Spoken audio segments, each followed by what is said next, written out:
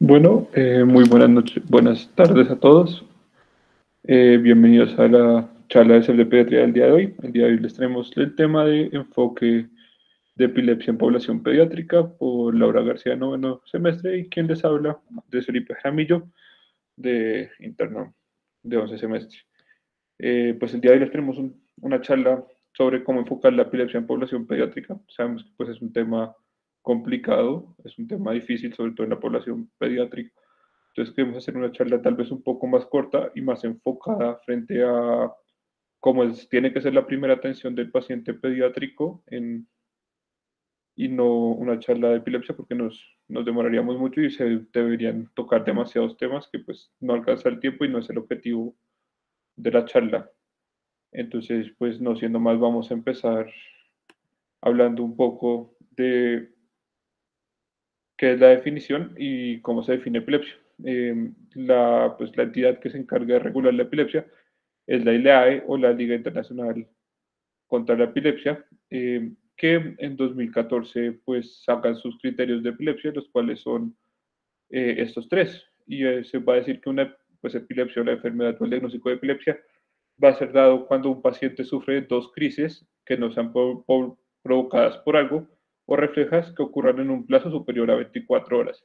Es decir, un paciente llega, convulsiona el martes, vuelve a convulsionar a la semana, ya sea un diagnóstico de epilepsia, e incluso si el paciente convulsionó, digamos, con un plazo de 10, 20 años, si un paciente tiene dos convulsiones, ya se da el diagnóstico de epilepsia. Si la persona tiene una convulsión, no se da como el diagnóstico de epilepsia y pues digamos que todos tenemos derecho a convulsionar aunque sea una vez en la vida, sin tener ya el diagnóstico de epilepsia. El segundo es una crisis epiléptica no provocada y con un amplio riesgo de presentar una crisis que sea mayor al 60% en los próximos 10 años. Eso se puede dar, por ejemplo, por un paciente donde uno llega, tiene su crisis, le toma una neuroimagen y en la neuroimagen ya se ve que el paciente ha sufrido una lesión o un daño cerebral que pueda producir otra crisis epiléptica, otra crisis o otra convulsión y ya se da el diagnóstico. Y el tercero es que un paciente cumpla los criterios de síndrome epiléptico, que pues en población pediátrica van a ser los que principalmente vemos y los que más pues los que se ven más presentes en población pediátrica, más que cualquier otro de los diferentes criterios. Entonces, para continuar, vamos a hablar un poco de la epidemiología. Vamos a ver entonces cómo eh, acá vemos una comparación pues de cómo van a aparecer las crisis y cómo se va a ver la epilepsia. Entonces tenemos dos tablas. La primera vamos a ver que es la incidencia de epilepsia en 100 nacidos, por 100 nacidos vivos y la otra también. Y vamos a ver que pues, es como extraño que la primera va a estar dada en porcentajes y el otro va a estar en número de pacientes con epilepsia. Entonces, vamos a ver que muchos pacientes van a presentar epilepsia, es decir, cuando más se diagnostica epilepsia, en la primera tabla va a mostrar en qué edad se diagnostica más la epilepsia y en la de abajo vamos a ver el número de pacientes que la sufren. Entonces, vamos a ver que en la población pues, neonatal y de lactantes, siendo pacientes menores de 6 meses, donde más común vamos a hacer el diagnóstico. Casi el 75% de los pacientes que tienen epilepsia van a ser diagnosticados en los primeros 6 meses de vida y ya mediante avanzan vamos a ver que la incidencia baja y es más difícil de diagnosticar porque pues, en los niños se ha dado por síndromes epilépticos y van a ser más factores pues, del nacimiento los que van a ser que causan epilepsia, sino van a ser adquiridos en la vida como es en la población adulta. Y vamos a ver que mediante pasan pues, los años de los niños, se van a acumular los casos de pacientes diagnosticados, como nos muestra la tabla de abajo. Entonces, pues, tiene bastante lógica. Entonces, pues, es muy normal que en niños se diagnostiquen en los primeros 6 meses, pero que aumente la población de pacientes diagnosticados mediante que aumenta el tiempo. No hay datos en Colombia, digamos que Colombia sorprendentemente es uno de los países como en Latinoamérica líderes en epilepsia, pero no se ha hecho una investigación grande o pues no hay ningún estudio que nos muestre poblacionalmente cómo estamos epidemiológicamente con términos de epilepsia. Eso pues puede ser dado porque hay muy pocos neuropediatras en el país, pero pues sí, esto es de un estudio americano. Entonces, para continuar, vamos a hablar un poco de la fisiopatología de la epilepsia. Entonces, este esquema me gustó harto porque vamos a ver cómo, pues, de una forma mucho más ordenada, cómo se genera pues, la epilepsia. Lo primero es que vamos a tener muchos factores epileptogénicos, es decir, causas que nos puedan generar o que puedan hacer que aumente el riesgo a generar una convulsión. Digamos que el paciente tenga una de estas no va a hacer que tenga convulsiones, pero la unión de muchas o pues sí, la unión de muchas de estas pueden hacer pues van a hacer que el paciente tenga epilepsia. Entonces, ¿en qué pacientes tenemos o qué van a ser esos factores que puedan desencadenar una convulsión en el paciente? El primero, la susceptibilidad genética. Cualquier alteración genética o una enfermedad genética que en la que nazca el paciente va a ser de un principal precursor que genere, pues que sea un factor epileptogénico. Entre los síntomas que vamos a tener es la X frágil, la neurofibromatosis, entre otros. Vamos a ver también alteraciones neuronales como la plasticidad cerebral, alteraciones corticales focales o displasia cerebral. Vamos a ver qué alteraciones, esto no es tan común en niños, pero pues alteraciones cerebrovasculares o dadas por hemorragias intracranianas, por ictus, por ACV isquémico, y todo esto van a generar pues, factores que puedan desencadenar pues, un episodio tal. Otros van a ser adquiridos, siendo pues, el más común el trauma craneoencefálico, que la población pediátrica está muy predispuesta y va a ser el principal factor de riesgo para tener epilepsia adquirida en la población pues, que nos compete. Vamos a ver asociado las neoplasias, alteraciones metabólicas. Una de las más comunes que vamos a ver en población pediátrica es una deficiencia de GLUT1 y es un síndrome que se da en población pediátrica. Como no hay GLUT1, el paciente no va a adquirir suficientes células glucosa a las células cerebrales, porque el GLUT1 es específico del cerebro. Entonces el paciente va a sufrir de convulsiones por ausencia de glucosa. Es de los más comunes en términos eh, de metabolismo. Y el otro, pues van a ser las enfermedades neurodegenerativas, que tampoco vienen al caso en el momento de la población que estamos hablando. Entonces, cuando alguno de estos factores epileptogénicos se activan, vamos a ver que todo esto va a generar daño cerebral. Y el daño cerebral se va a resumir en estos pues, cuatro factores. El primero, vamos a ver que se va a aumentar o pues va a haber una alteración de los neurotransmisores, va a haber una disminución del GABA, de la dopamina, de la serotonina y de la noradrenalina, y vamos a ver que va a haber un aumento del glutamato, siendo el glutamato el principal neurotransmisor estimulador del cerebro, que va a hacer que pues, se sobreestimulen las neuronas y generen estos ictus.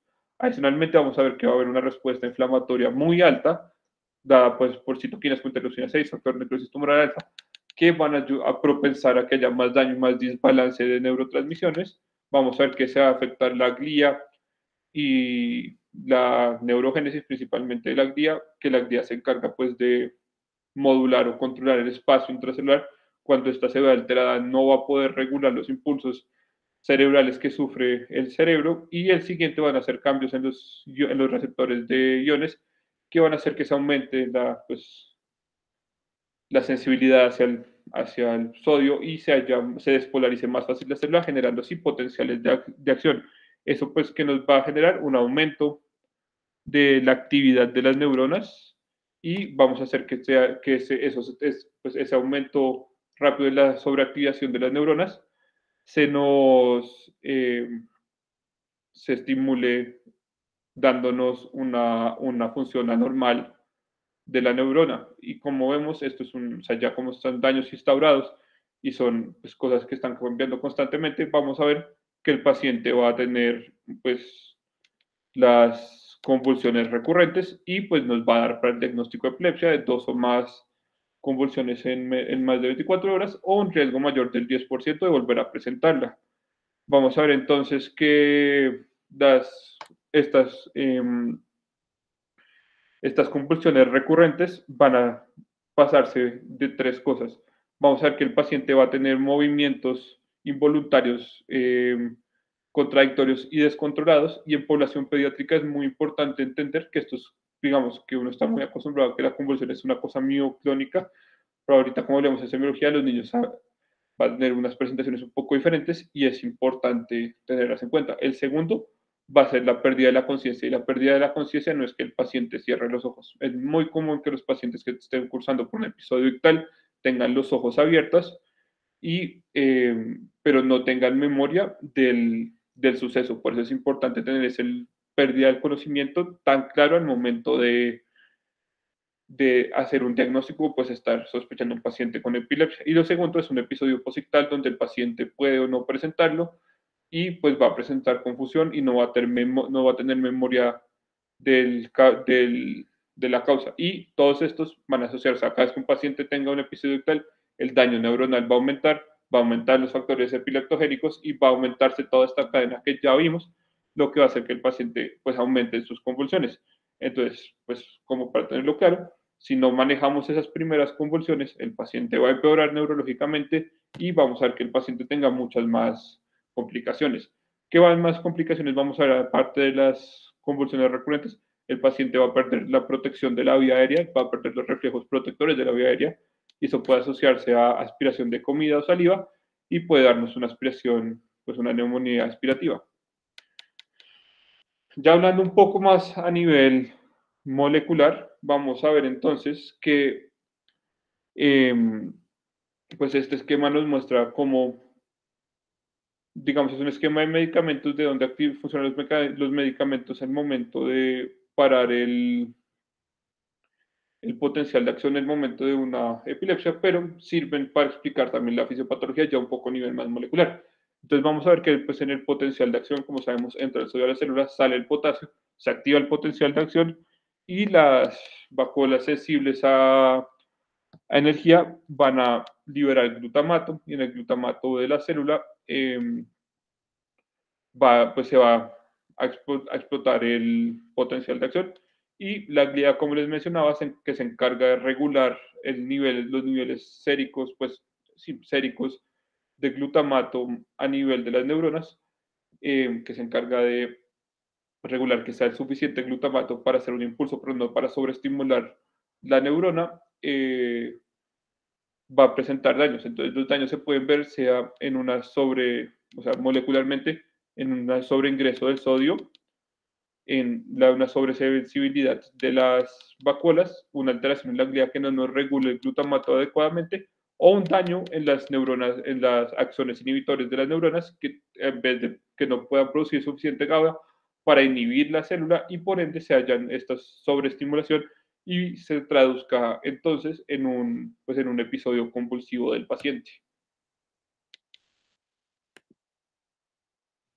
Ya entonces, para empezar con la parte de semiología, es muy importante la parte de la historia clínica. Entonces, a la persona que acompaña al niño en el momento de la convulsión, hay que interrogarlo muy bien acerca de las características que se presentan antes, durante y después del episodio convulsivo. Entonces, antes del episodio convulsivo de la convulsión, es muy importante saber y tener en cuenta que la mayoría de las convulsiones son repentinas y no tienen como advertencia alguna, pero sin embargo se debe preguntar si hubo algún estímulo repentino al niño que pudo haber causado una convulsión, sean sonidos, sea algún, eh, algún estímulo táctil o olfatorio. Si esto estuvo presente, nos puede llevar más como hacia un diagnóstico no epiléptico. Un diagnóstico no epiléptico también se tiene en cuenta cuando se da como en situaciones muy específicas. Entonces, si siempre pasa cuando el niño está llorando mucho o si siempre pasa cuando está sin supervisión de algún adulto, o si siempre se precede de náuseas y vómito cuando el niño está de pie. Entonces, esas situaciones se deben tener muy en cuenta para poder tener en cuenta diagnósticos diferenciales. Lo que son las auras es algo que se presenta antes de, puede ser, pueden ser visuales, pueden ser auras auditivas, auras en cuanto al gusto, entonces puede que se refiera a algún sabor, sentir algún sabor antes de, un pitido en los oídos, que vea flashes antes de la convulsión, y eso lo que nos puede ayudar es a localizar el área en el que se presenta la convulsión en caso pues, de convulsiones focales.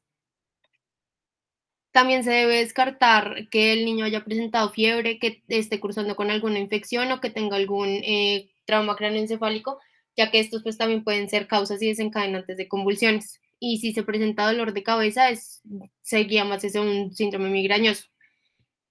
Durante la convulsión uno se debe fijar mucho en si el niño está cianótico o si está pálido. Si está pálido, puede ser sobre todo por una causa cardíaca. Se deben caracterizar mucho los movimientos, entonces si son unio bilaterales, si son sincrónicos, si son clónicos, si son irregulares, los movimientos generalizados sin pérdida de conciencia generalmente también se guía a diagnósticos no epilépticos.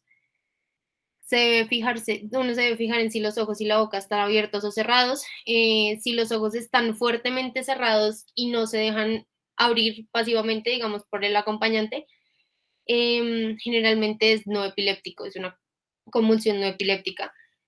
Y en la epilepsia la boca suele estar abierta y los ojos también, y puede presentar nistagmus.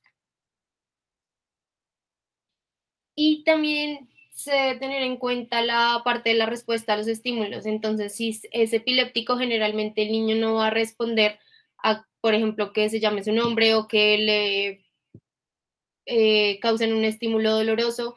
La convulsión no va a ceder ante estos estímulos. Y la duración. Se debe tener en cuenta que si dura más de 5 minutos, también se puede guiar más por un diagnóstico no epiléptico.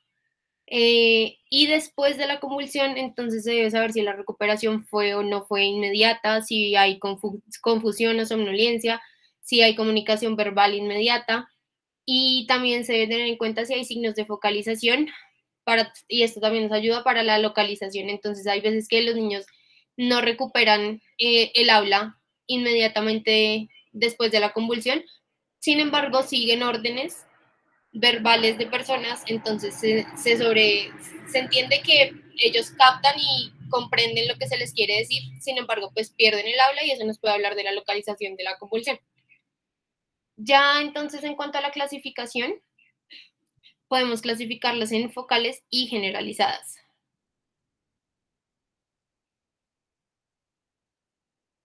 Entonces, las focales se originan en redes neuronales limitados a un solo hemisferio. Se pueden clasificar en motoras, sensorial, autonómica y con o sin alteración del estado de conciencia. Entonces, las motoras, generalmente se ve una actividad motora focal, el niño puede llegar a voltear los ojos, la cabeza o el tronco, y tiene un arresto del habla, entonces pues no pueden hablar. En las sensoriales se presenta parestesia, sensación de distorsión de una extremidad, vértigo, algún sabor en la boca, síntomas olfatorios, auditivos o visuales, que son pues las auras que ya les había dicho. Y en la parte del con o sin alteración de estado de conciencia, esto nos lo va a clasificar también en si son complejas o simples.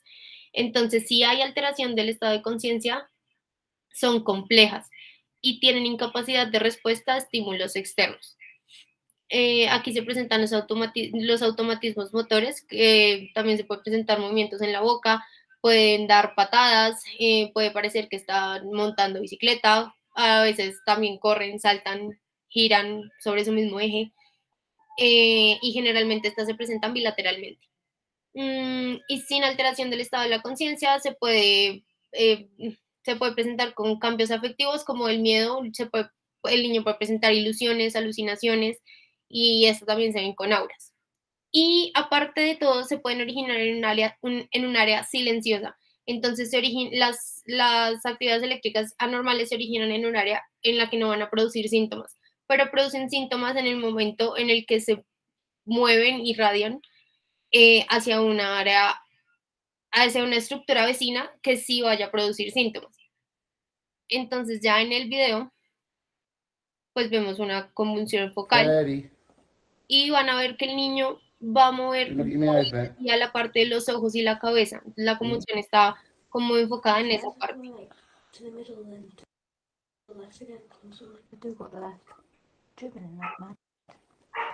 Y como ven, el papá o pues el acompañante dice varias veces su nombre, pero el niño no sale de la convulsión con este estímulo, no tiene respuesta a estímulos externos. Freddy. Freddy.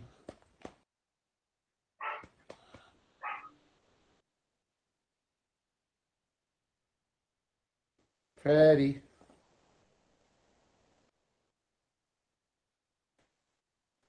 Freddy. En cuanto a las generalizadas, entonces estas son las que se originan en un área del cerebro y se expanden a redes neuronales bilaterales. Entonces, en estas hay dos manifestaciones. La primera es la pérdida de conciencia y hay las alteraciones motoras bilaterales. Igualmente en los patrones del electroencefalograma se van a ver patrones bilaterales. Dentro de estas encontramos pues las crisis de ausencias. Las crisis de ausencia son crisis que se presentan repentinamente con alteración del estado de la conciencia, pero se conserva el tono corporal. Puede llegar a tener unas mioclonías de baja amplitud, pero pues son de muy baja amplitud, son muy pequeñas, como vamos a ver en el video.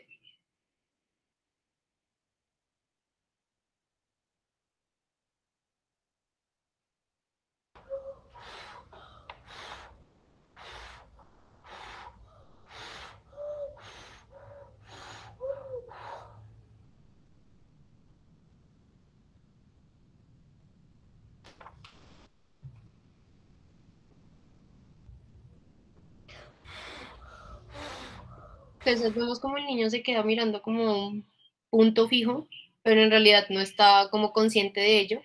Y vemos que en las manos él tiene unos automatismos motores, unas mioclonías, y en realidad la duración de estas es muy variable. Y en el siguiente video vamos a ver un video de una convulsión generalizada.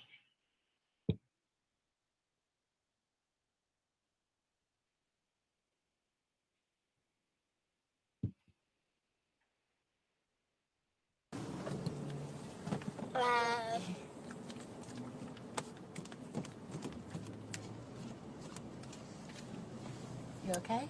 Yeah. Como les dije, los movimientos son bilaterales y generalmente es muy difícil que los niños nos refieran los síntomas que presentaron antes de presentar la convulsión, ya que en su mayoría se acompañan de amnesia retrógrada y no recuerdan lo que les sucedió antes ni durante la convulsión.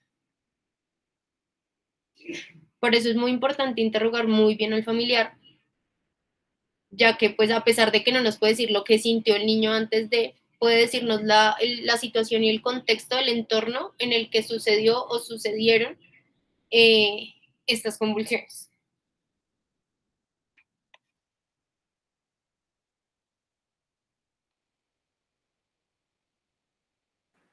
Listo, hablando entonces para el diagnóstico, es importante, pues lo primero que tenemos que hacer es descartar, pues con la clínica, como ya les explicó Laura, si se trata de un paciente, de un episodio ictal o no un episodio ictal. Lo segundo es evaluar el tipo de convulsiones que presenta el paciente. Lo tercero es, pues, evaluar si es necesario o no es necesario un electroencefalograma. ¿Por qué? Digamos que mucha gente considera que toda epilepsia tiene que ser diagnosticada con el electroencefalograma, pero eso es solamente en casos muy especiales donde, digamos, no está claro que el paciente esté convulsionando o que el episodio sea ictal o no ictal. La epilepsia es un diagnóstico que se da por clínica y por semiología.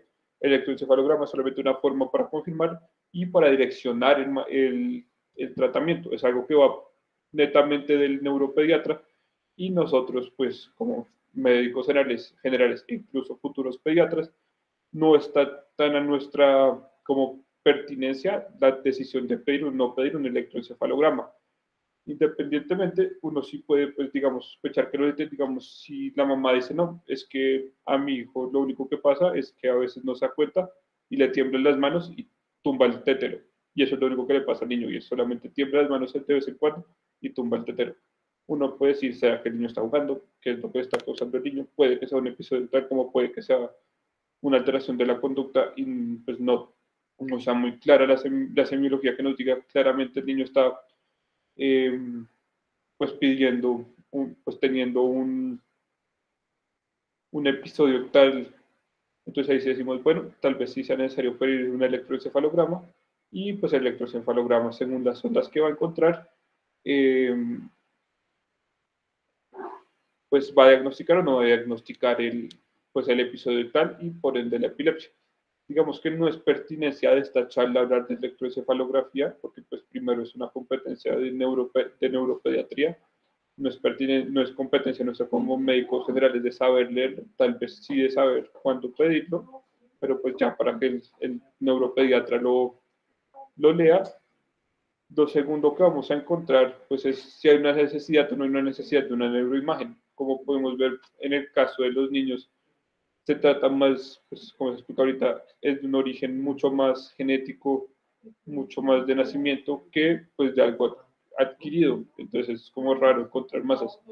Entonces, digamos que no es tan pertinente, pero en neuroimagen, si no uno no sospecha que el paciente tenga un trauma craneoencefálico o tenga alguna masa en el cerebro, entonces no es como que toda persona que convulsione toca pedir electroencefalograma, neuroimagen, y menos en un país como Colombia, donde no tenemos un recurso para botarle un TAC a todo niño que nos llegue funcionando, cuando se puede hacer pues un buen proceso y un buen labor clínico, un trabajo juicioso, haciendo buena clínica, interrogando bien a los papás, hablando con el niño, enfocando bien la crisis para saber si no es epiléptica o epiléptica y pues hacer un diagnóstico mucho más completo. Y lo cuarto son pruebas específicas. Digamos, ustedes pueden diagnosticar una crisis de ausencia en el consultorio y se demoran un minuto. Lo único que tienen que hacer es, como vimos en el video, las crisis de ausencias generalmente se generan por hiperventilación. Entonces vamos a ver que si uno pone al niño, como vimos, a soplar una hojita en el consultorio, no puede ser en su consultorio de urgencias o de consulta externa donde trabajen, poner al niño a solamente soplar. Y van a ver que por ahí a los 30 segundos se va a desencadenar la crisis de ausencia y el niño va a entrar totalmente pues en este estado, en un estado digital y pues ya pueden hacer el diagnóstico sin necesidad de pedirle un electroencefalograma, una neuroimagen o gastar recursos innecesariamente, sobre todo en Colombia. Lo otro, pues tener claro que existen múltiples síntomas epilépticos que se van a ver pues en diferentes periodos del estado del niño, digamos, y pues que aunque no sea competencia de la charla, es que los tengan en cuenta y saber que existen múltiples y se pueden encontrar y pues es una forma fácil de diagnosticar y digamos si un paciente tiene una crisis ictal, ustedes pues buscan en la literatura y miran hacia que pues si se puede enfocar a un síndrome epiléptico. Digamos el síndrome de West se asocia a convulsiones focales y lo que se llama alteraciones o pintas en vino o porto, que son unas placas de color literalmente rojo vinoso que se ven en la cara y en el cuerpo del niño y es un diagnóstico que también es netamente clínico. Es un paciente que convulsiona, tiene las manchas en vino de Porto y pues pueden hacer el diagnóstico de síndrome de West. Otra de las pruebas específicas que pueden hacer, como los pacientes que les explicaba con deficiencias de GLUT1, en vez de darles una medicación o pues darles, lo único que tienen que hacer es que el niño empiece a tener una dieta keto y la dieta keto va a ser suficiente para solucionar la epilepsia y la crisis ictal. Entonces, pues, en resumidas cuentas, para diagnosticar la epilepsia necesitan una muy buena historia clínica donde hagan una buena evolución del paciente. Si pueden hacer pruebas específicas como que el niño tenga crisis de ausencia, lo pueden hacer en el periodo, en el mismo consultorio, y ya si ustedes no se sienten capaces o no pueden con su criterio clínico decir hey, este niño está cursando por un episodio tal o cursó por un episodio tal,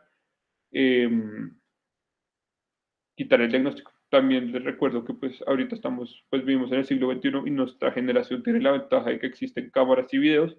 Entonces siempre preguntarle a los papás, ¿ustedes grabaron a su hijo cuando tenía el episodio? ¿Por alguna razón alguien tendrá un video? ¿Han grabado alguna vez? Y si pues no lo han hecho, recomendarle a los papás que el próximo episodio tal que tengan, que lo graben y así ustedes pueden hacer el diagnóstico de forma más pues consciente y confianzuda y pues más juiciosa al momento de decir si el niño sufre o no está sufriendo de un episodio epiléptico y de epilepsia como tal. Entonces, este cuadro nos lo trae la ILAE de cómo pues tiene que hacerse el diagnóstico y qué tenemos que hacer. Lo primero es ver cómo fue el tipo de la convulsión, entonces si fue una convulsión focal, generalizada o desconocida. Las desconocidas son una crisis que, por ejemplo, encontraron al niño convulsionando, pero no sabemos si la crisis inició focal y se generalizó o cómo fue o qué fue lo que causó la crisis, o sea, no se vio el inicio de la crisis, entonces se clasifica como desconocida. Ya vamos a ver si las crisis, ya cuando pues, el niño presente múltiples crisis, vamos a decir si se trata de una epilepsia que es netamente focal, que siempre que el niño tiene un episodio focal es focal, decimos que es una epilepsia focal. Después vamos a evaluar si es generalizada o si es focal y generalizada o si por alguna razón no podemos saber de qué tipo es o seguimos sin poder decir si el niño tiene una epilepsia de tal cosa, seguirá en desconocida. Lo siguiente que vamos a evaluar, van a hacer pues, la etiología, que pues ya son estudios de extensión y eso pues es labor del neuropediatra más que de nosotros como futuros médicos generales y como he dicho incluso pediatras, ya del fellow en neuropediatría, y se va a evaluar si el paciente tiene una alteración estructural, genética, infecciosa, metabólica, inmune o pues desconocida que nos esté causando la epilepsia. Otro factor que tenemos que evaluar son las comorbilidades. Digamos que las comorbilidades no son tan frecuentes, pues lo que más nos debería importar en los niños son aquellos que tengan alguna alteración genética como la X frágil, la monofibromatosis o un síndrome de Down, por ejemplo, que pueden hacer que digamos, el síndrome de Down por la estructura de la vía aérea, al momento de convulsionar, el paciente puede que no tenga buena respiración y se bloquee la vía aérea. Otro, pues ya para más adolescentes, otra de las principales comorbilidades que toca tener en cuenta son pacientes que además de sus convulsiones tengan algún antecedente psiquiátrico, como depresión, como esquizofrenia, como trastorno bipolar, ya que los medicamentos que se les van a dar a los pacientes pueden, pues, o sea, como alterar los neurotransmisores, también van a alterar las enfermedades psiquiátricas. Entonces, toca hacer como un proceso mucho más consensuado y mucho más como juicioso al momento de elegir un anticonvulsivante para estos pacientes y pues hacen que sea más difícil el diagnóstico, pues el tratamiento, por eso entran en las comorbilidades. Y ya después de que se haya hecho toda la tarea de pues, definir la epilepsia, los tipos de epilepsia, la etiología y las comorbilidades, es ver si el diagnóstico se puede enfocar en alguno de los síndromes epilépticos según la edad del paciente.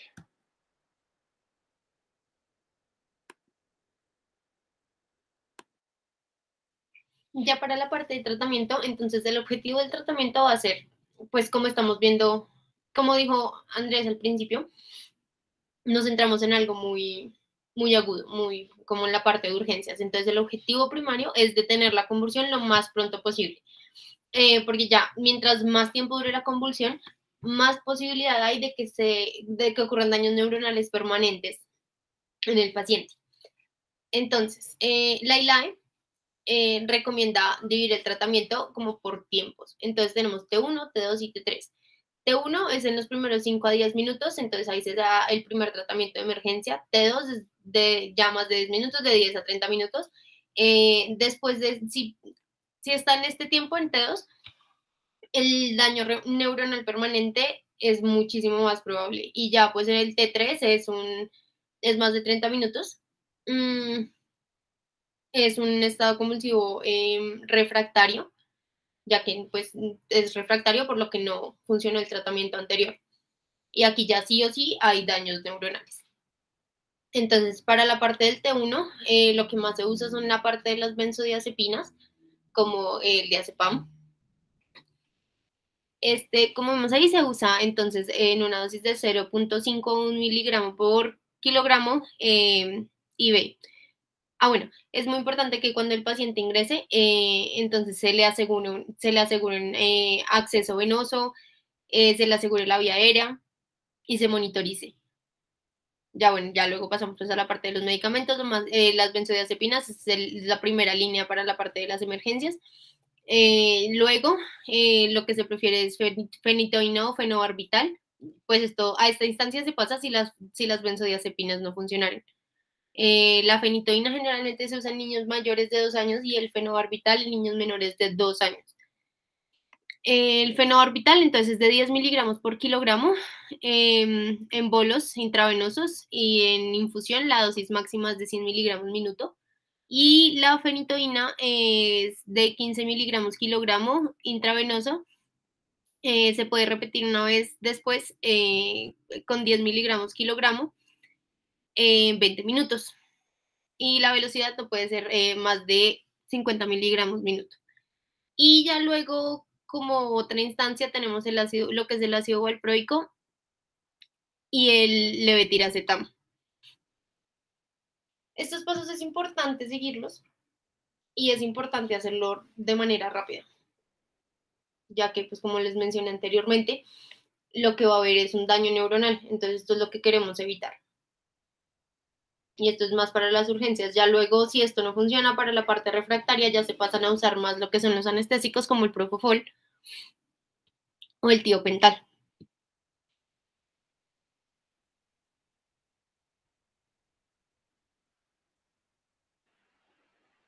Y ya para terminar, pues siempre como pues parte del CEF y parte de lo que queremos implementar es que tenemos que dar pues, las recomendaciones para los padres.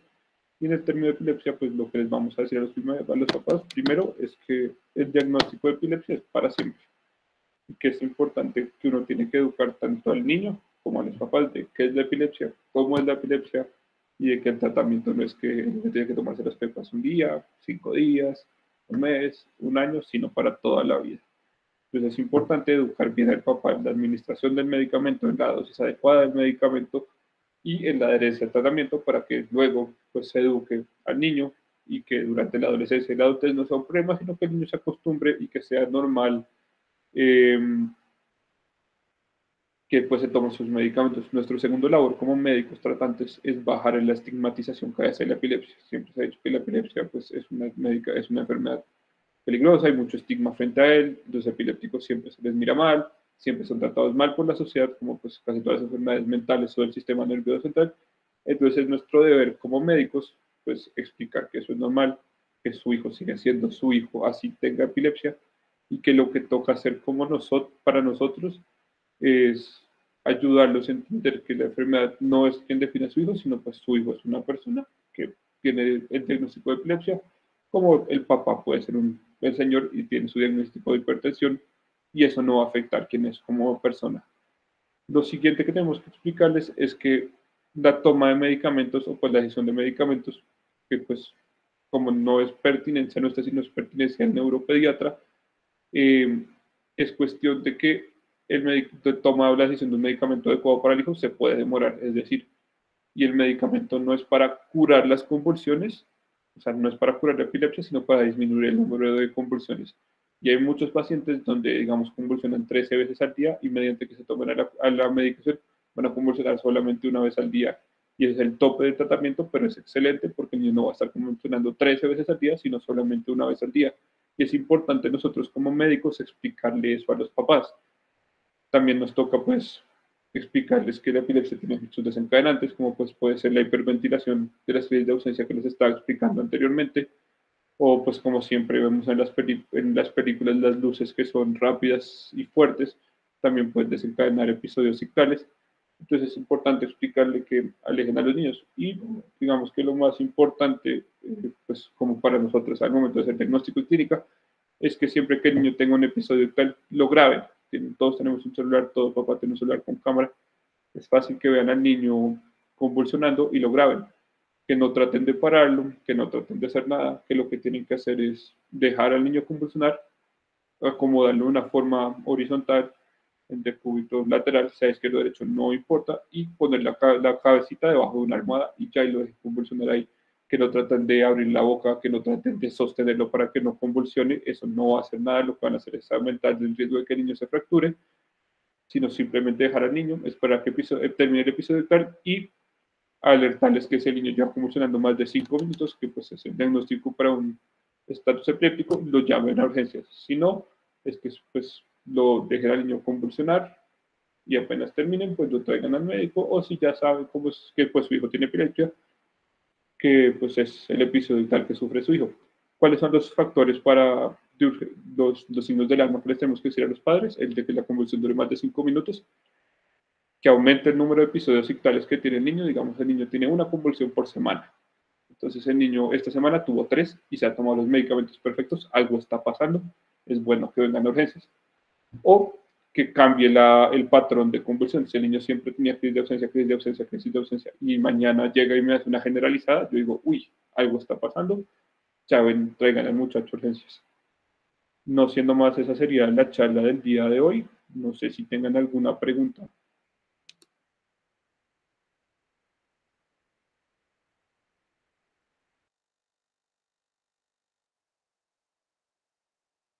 Es muy buena charla, me gustó mucho cómo hicieron énfasis en los videos, la verdad, muy buena charla, muy bien explicada.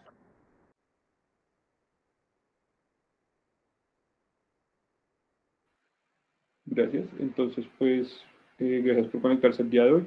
Vamos a parar la grabación.